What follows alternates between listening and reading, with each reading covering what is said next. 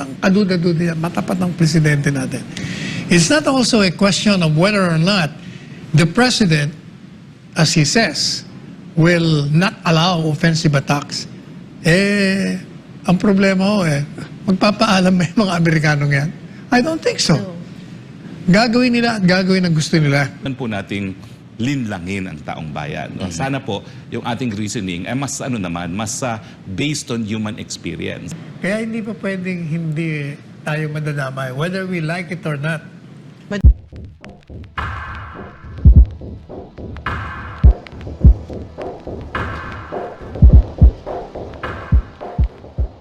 Ako po talaga, bagamat ako po'y kontodong suporta kay PBBM dahil grabe naman po talagang pagkampanya ko sa kanya. No? Sa demokrasya po pwede naman po tayo magkaroon ng salungat na pananaw.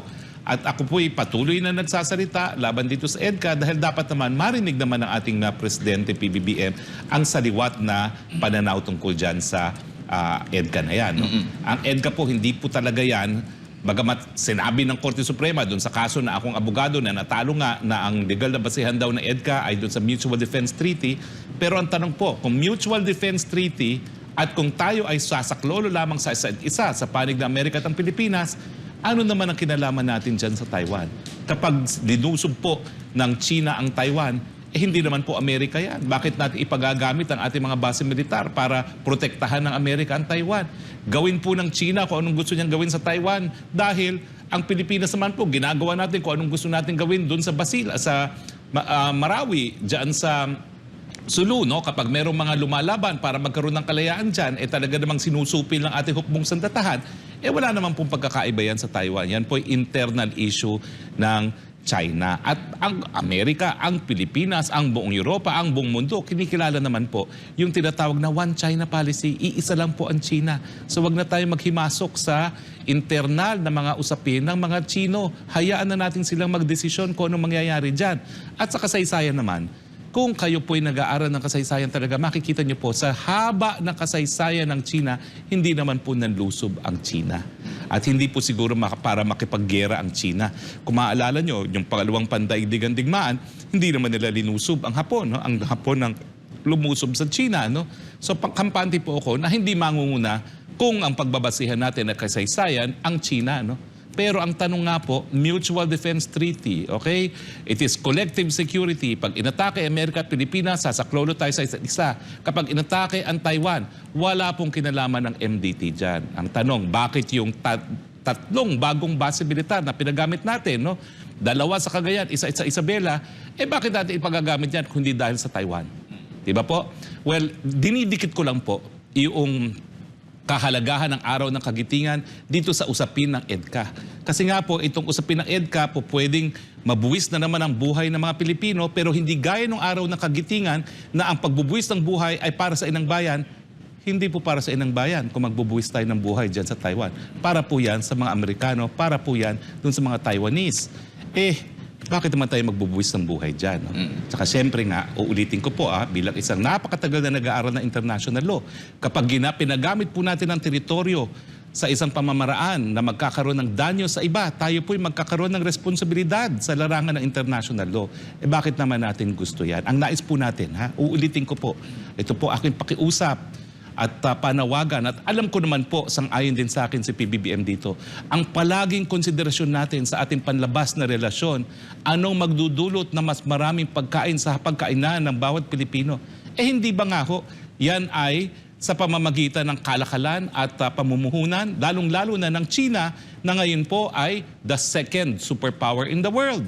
O nung minsan lang, nagkaroon na naman tayo ng bagong export ng durian na inaasahan natin na bilyon-bilyon na naman ang papasok kapag tayo tuloy-tuloy nagbenta ng prutas sa China, partners. Sa Thailand, $4 billion ang nabebenta nilang durian. Tayo nagsisimula pa lamang. Pero kampante ko na mapapantayan din natin yung volume na binibenta ng Thailand. Yan po dapat ang inaatupag natin sa panlabas nating relasyon. Yung mas maraming pagkain sa hapagkainan ng Pilipino, at dahil nga po, nandyan na naman ang Ukraine. Alam nyo, ang mabuti siguro nangyari sa Ukraine, lahat tayo nagkaroon ng karanasan kung anong epekto ng gera. Napakataas sa presyo ng bilihin dahil tumataas ang presyo ng gasolina at ng langis. Napakataas ang presyo ng pagkain dahil lahat naman ng pagkain and merong cost ng transportasyon na tumataas. So alam natin, ayaw natin ng gera. Ang gusto natin, patuloy na pag-unlad ng buhay, mas maraming pagkain sa pagkainan, at yan po ay makakamit lamang kung meron pong kapayapaan. Kaya nga po ako, alam nyo, nagsalita na si Brazil President, si Lulu, ha? Ang sabi niya, yung mga bansa ng Latin America, kasama ng China, kasama ng Brazil, kasama ng India, dapat magsama-sama na at maging tulay para magkaroon ng kapayapaan dyan sa Ukraine dahil napakasakit na nga ng epekto ng gera dyan sa Ukraine. Sana po ang aking panawagan sa ating Pangulo PBBM, sa ating DFA Secretary, sumama na po tayo dyan sa initiative na yan. Dahil tayo naman po, ang Pilipinas, sa kasaysayan, tayo po yung, kumbaga, link between Asia and Americas doon sa tinatawag na galleon trade. So, tayo na yung manguna na bansa sa Asia, makipagkapit-bisig na tayo doon sa tinatawag na BRICS, Brazil, India, China, at makipagsama na tayo sa kanila para manawagan sa parehong Russia at Ukraine na ibalik ng kapayapaan dahil hindi na po kakayanin ng mundo ang patuloy na gera dyan. Yan po dapat ang naging panlabas na ating relasyon, yung tinatawag na foreign policy, kung saan magdudulot na mas malawakang pag-unlad sa bansang Pilipinas. Ang gera po, yan po ay hindi magbibigay ng pag-unlad, yan po ay magbibigay lamang ng hinagpis dahil po pwedeng ibuwis natin ang buhay ng ating mga kapwa Pilipino. Ngayon nga, attorney, ay malinaw na, tinukoy na ni Pangulong Bongbong Marcos itong mga EDCA sites. Ha? Kabilang dito yung Camilo Osias Naval Base sa Santa Ana, Cagayan, itong sa Lalo Airport na sa Cagayan din, at sa Camp Melchor de la Cruz, dyan sa Gamo Isabela, at Balabac Island sa Palawan. At sinasabi, para ito makatulong no, sa ating disaster response din, at magagamit for humanitarian and relief operations kapag dumating yung mga emergencies and natural disasters. Sa tingin mo, attorney, itong mga lugar na tinukoy, pinangalanan na for humanitarian or disaster relief operations, kasi nga, sinasabi ng ilan, hindi daw ito yung strategic areas for that purpose. Ha? Ano pong masasabi ninyo dyan? Correct po. Wala pong kinalaman ang Cagayan at Isabela pagdating sa disaster relief. Bakit? Isolated naman po yung mga areas na yan pagdating sa disaster relief. Sila po ay nasa up north, no? Pinakadulo ng norte. No? Obviously po, yan po ay gagamitin para protektahan ng Taiwan. Pero ang tanong ko naman, anong kinalaman natin sa Taiwan? Nais lang talaga ng Amerika na manatiling malaya ang Taiwan at kung ang mga Amerikano yan ang nais, bakit naman ang Pilipino makikisaw-saw dyan? Alam natin pumanig na nga tayo, sumapi na nga tayo doon sa tinatawag na RCEP kung saan meron tayong free market sa China. Bakit natin ngayon hahayaan ng mga Amerikano na gamitin ang ating mga base militar na obviously gagamitin po yan sa Taiwan at hindi sa West Philippine Sea? Kung itong karagdagang mga base militar ay lahat doon sa parte ng West Philippine Sea, maiintindihan ko pa Kasi baka talagang tutulungan naman tayo ng mga Amerikano pagdating doon sa agawan ng isla sa West Philippine Sea. So baka mamatanggap ko pa yan. Pero yung lokasyon nila, norte Obviously, ang target nila, Taiwan. Anong interest natin doon? Uulitin ko po, kapag inatake ang Taiwan, hindi po yan kabahagi ng Amerika. Hindi po dapat mapatupad ang MDT dyan. Dahil ang MDT, dapat Amerika po ang inatake. Ang kinatatakot ko lang, nandun nga ng mga Amerikano na, no? Magpapadala rin sila ng mga barko-barko dyan. Magpo-provoke sila at tatargetin ang barko ng Amerika. Ayun, pag tinarget ang barko ng Amerika, nakasulat talaga sa MDT, ay po pwede nang matrigger ang Mutual Defense Treaty at po pwede nang magamit yung ating mga base militar. Pero ang tanong ko nga, yung mga warships ng Amerika, kung sila po ay nasa paligid ng Taiwan, wala pong kinalaman sa Pilipinas yan. Yan po ay para sa independensya ng Taiwan, hindi po yan issue ng Pilipinas. Isyong Chino po yan. Ako naman, naku, lahat na sana sinabi nila, wag naman yung climate change, nakakatawa naman yun. No? Sobra naman sila. Ano naman ang kinalaman ng base militar sa climate change? Ang solution po sa climate change, bawasan natin yung carbon emission, yun lang po. kailangan magkaroon ng renewable sources of energy. Wala pong kinalaman ng base militar sa climate change. Huwag naman po nating linlangin ang taong bayan. Sana po yung ating reasoning ay mas based on human experience. Dahil ang climate change po, kinakailangan talaga pagbawas ng carbon emission. Attorney, sa pinakahuling pahayag ng Department of National Defense sa pamamagitan ng kanilang tagapagsalita na si Arsenio Andalong, sinabi nito, i-quote ko lang siya, there's no gross violation of our national sovereignty as claimed by certain quarters. Dagdag pa niya, these are not directed, itong EDCA, against any particular country but to modernize our alliance with the US and maintain a peaceful, free, and prosperous Indo-Pacific. Kumbaga, sumatotal, itong EDCA is hindi intended para labanan ng isang bansa. Anong masasabi mo rito, Attorney? Dalawang bagay, yes and no. Nagkaroon ka kasi ng desisyon ng Korte Suprema doon sa kaso na hinain ko sa ngalan po ni dating Senador Sagisag at dating Senador Tanyada na ang EDCA daw po ay sang-ayon sa saligang batas. Bakit? Kasi ang sabi ng Korte Suprema, ito ay nakabase sa Mutual Defense Treaty. Now, tinatanggap ko po ng mga panahon na yon, nakakalagda lang natin sa EDCA, ang desisyon ng Supreme Court pwedeng katanggap-tanggap. Kaya nga nanahimik kami nang lumabas yan. Pero mula po nung nagkaroon ng EDCA ng 2014 hanggang ngayon, ano ang nakita natin? Ang nakita natin, yung mga base militar na pinagamit natin sa mga Amerikano, hindi na po sila umalis. Ako po, may karanasan ako, nakita ko sa dalawa kong mata, yung base militar ng mga Amerikano dyan sa Zamboanga, hindi na po umalis yan mula noong 2014. 2014 to 2023, ilang taon na yan? Yan po ay almost 10 years. So anong nakita natin? 10 years na natili ang mga Amerikano, ang kanilang equipment sa mga base militar doon sa 5 naunang mga base militar na pinagamit natin. So 10 years later, kung babasahin muli yung desisyon ng Korte Suprema na hindi naman basing agreement ang EDCA, ang magiging conclusion mo, abay mali. Kasi anong tawag mo sa mga equipment at kasundaluhan na 10 taon na naroroon sa mga base militar ng Pilipinas? Hindi pa basing agreement yan. So sa tingin ko, yung desisyon ng Korte Suprema ay sang-ayon lamang doon sa letra at nakasulat doon sa EDCA mismo. Pero as applied, nung ito'y pinatupad na, tama yung sinasabi namin mga petitioners sa mga panahon na yon na talagang itong EDCA, dahil walang limitasyon kung gaano katagal sila pwedeng manatili sa mga base militar natin at walang limitasyon kung ilang sundalo at gaano karaming equipment ang pwede nilang ilagay doon o i-deploy, preposition, ito ay magre-resulta sa basing agreement. So saan ang paglabag ng soberenya dyan? Kasi nakasaad nga doon sa ating saligang batas na kapag ang pinag-uusapan ay mga kasundaluhang dayuhan at mga base militar na dayuhan, kinakailangan ito ay sa pamamagitan ng tratado, sinang-ayunan ng Senado, kinikilala ng kabilang parte bilang isang tratado at kung kinakailangan, isumite pa sa taong bayan para sa kanilang basbas. Now, sa tingin ko, diyan nagkakaroon ng violation ng soberenya kasi hindi nasunod yung probisyon ng saligang batas. Isa pa, sa tingin ko mali yung Supreme Court at sinabi nila na nakabase sa Mutual Defense Treaty ang EDCA. Bakit? Ang Mutual Defense Treaty kasi, 1951 pa yan. Pero yung saligang batas natin, 1987. At yung 1987 provision ng ating saligang batas, nagsasabi talaga dapat pursuant to a treaty.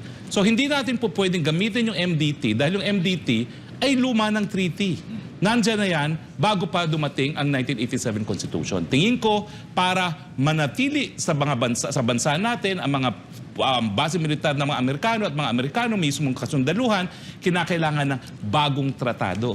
Kasi nga, yung provision ng 1987 Constitution repeals all other legal basis. No? From now on, kumbaga parang tabula rasa yan. We will start anew. Kung gusto niyo ng base militar dito na dayuhan, kinakailangan tratado, kilalanin tratado, at dumaan sa referendum kung kinakailangan. So doon magkakaroon ng violation ng soberenya. Pero lilinawin ko po, hindi gaya ng sinasabi ng mga komunista, dahil may basbas po ng Korte Suprema at sinabi ng Korte Suprema na talaga na yan po ay constitutional, hanggang hindi po nababago yan, meron tayong pagsang-ayon. At doon nga ako umaapila sa ating presidente. Yung pagsang-ayon natin, kinakailangan dumaan sa cost-benefit analysis. Anong mas mabigat? Anong mahihita natin? kapag naririto sila at gagamitin ang base militar natin para sa Taiwan? Yan ba'y magdudulot na mas maraming pagkain sa hapagkainan ng mga Pilipino? Yun po ang aking sinasabi. Oo, meron tayong pagpayag kasi linagdaan nga natin yung EDCA. So in that way, linimitahan natin yung ating soberenya. Pero ang tanong, yan ba talaga isang ayon dun sa ating saligang batas? At pangalawa, yan ba isang ayon sa ating pang-national interest? Yan ba po ay mas malaking pakinabang kesa sa danyos na po pwedeng idulot kapag narariyan ng mga Amerikano sa ating mga base militar? Attorney, pinaka-latest ngayon, last week, nagkaroon ng pagpupulong sa pagitan ng pinuno ng Taiwan at ang Speaker, House Speaker, ikatlo sa pinakamataas na leader ng Estados Unidos, pero ito'y naganap dito sa bansang Estados Unidos, sa California, kung di tayo nagkakamali, no? Si House Speaker Kevin McCarthy ang nag-host kay Taiwanese President Tsai Ing-wen sa California Miyerkules. After nito, kasalukuyan, 2 days ago din, nag-umpisa, nagkaroon ng military drill ang China naman, dyan din sa bahagi ng Taiwan. Meron ka bang nakikitang koneksyon dito sa dalawang pangyayaring ito at the same time dito sa pagkakatatag din ng EDCA, 4 na dagdag na EDCA sites? Alam niyo, sa larangan ng diplomasya, walang aksidente. Lahat ng pangyayari ay mensahe. So anong mensahe niya? Nung nagpulong ang House Speaker with the President of Taiwan. Alam mo, kilala ko yung Presidente ng Taiwan. Ka-eskwela ko yan sa London. At sa bayan ko yan. Kaedad ko yan. Kilala ko yan. Nakapagpulong na ako dyan sa kanya. Hindi pa siya Presidente. No? Ay, kilala ko na siya. Dahil tayo madalas na imbitahan ng National Taiwan University College of Law. No? Pero anyway, nung siya ay naimbitahan ng House Speaker, ang mensahe niyan, nasa likod mo kami, Taiwan. At kapag ikaw ay lulusubin ng China, tutulungan ka namin, lalabanan natin sabay ang China. Nung ang sagot naman ng China ay yung nag-war exercise sa paligid ng Taiwan. Anong mensahe ng China? Huwag kayong magkakamali na makialam, maghimasok sa isang internal na usapin. Dahil kapag kayo ay naging instrumento sa pagkakaroon ng independensya ng Taiwan, gagamitin namin ang hukbong sandatahan para bantayan at itaguyod ang integridad ng aming teritoryo. So ang ibig sabihin niya, yung dalawang pangyayaring ito, umiinit po ang usaping Taiwan. At dyan nga pumasok ang EDCA. At ang mga Chino naman po, hindi na nagpa-ligoy-ligoy pa eh. Talagang sinabi nila, ang epekto ng EDCA, ito'y panghihimasok. Ito ay nagpapainit ng hidwaan sa usaping Taiwan. Dahil magagamit nga ang mga base militar ng Pilipinas laban sa China. Dahil saan mo pa ba gagamitin ang mga base militar sa Cagayan at Isabela na stone's throw away from Taiwan, kung hindi para protektahan ang Taiwan? At yun nga yung pinapangako ngayon ng Amerika. Poprotektahan namin kayo pag kayo'y lulusubin ng China. So ang tanong ko nga po, pag linusob ng China ang Taiwan, bakit tayo madadawit dyan? Hindi naman Amerika inatake kapag linusob ang Taiwan. Kapag linusob ng China ang Taiwan, linusob niya ang sarili niyang teritoryo. At hindi ang Amerika, na dapat hindi tayo makaladkad sa gera. Pero alam natin, sa kasaysayan at sa mga sinasabi ng mga opisyalis ng Amerika, makakaladkad talaga tayo sa gera. Dahil naririto sila at poprotektahan nila ang Taiwan gamit ang ating mga base militar. Bakit? Ang layo naman ng Amerika. Ang layo ng Guam. Ang pinakamalapit na base militar nila, Guam at ngayon sa Japan. Pero yan po ay 3 hours away sa eroplano. So kapag nagkaroon ng gera, 3 hours bago makarating sa China. No? Samantalang by Taiwan, via Cagayan, yung airport doon, 45 minutes, nandun ka na sa Taiwan. 45 minutes or 2 hours, 1 hour and a half, nandun ka na sa mainland China. Kung gusto mong bombahin ang mainland China. No? At siyempre, nakakatakot dyan, parehong nuclear power ang China at ang Russia. Baka mamaya, isang nuclear bomb, tumama sa atin, paano na yan? Wala na yung buong Luzon.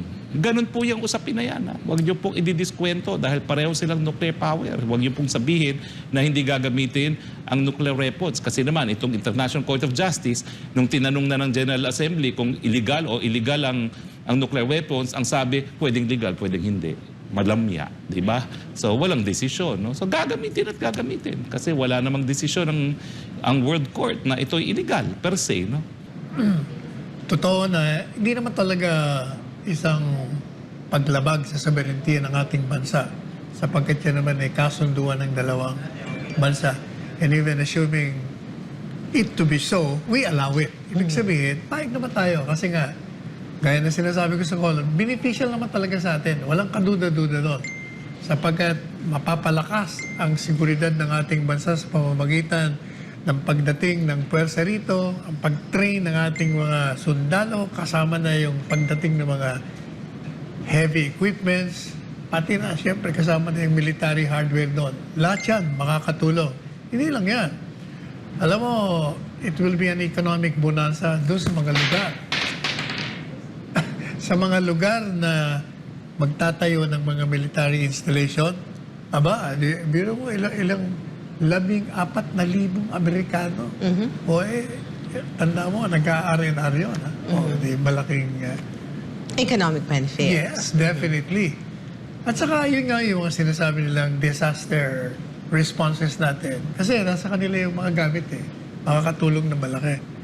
Pero ang hindi nabibigyan pansin, yung talagang ang katotohanan dyan, whether we like it or not, talagang magnet yung EDCA, pati yung additional sites ng counter-attack sa atin. Kung yung Amerikano, yung mga kalaban niya, matutuloy yung away nila. Kasi hindi mo naman matatangyan na talagang nag-iiringan na sila At naghahanda ang Estados Ito Unidos. yung China, pinapaligiran niya yung Taiwan, nag-exercise na sila kung paano nila sasalakayin. And most likely gagawin nila yan. Kasi it feels na sa kanilang lugar yun. Kaya hindi pa pwedeng hindi tayo madadamay, whether we like it or not. Madadamay talaga tayo. Madadamay. Kaya nga sabi ko doon po sa column ko, ano kaya?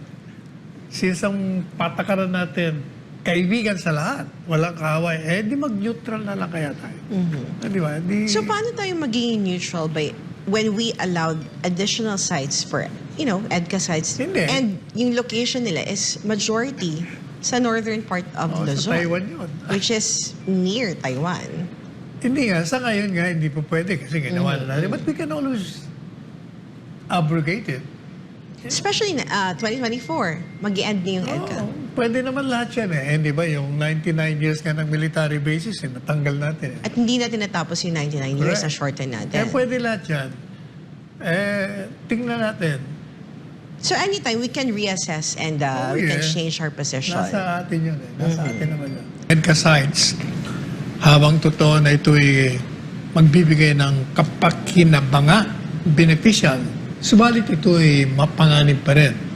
Sapagkat, whether we like it or not, yung ating lugar, ang Pilipinas ay talagang strategically located for the best place para sa mga Amerikano upang maglunsad sila ng 1, offensive attacks, number 2, counter offensive or meaning say defensive attacks.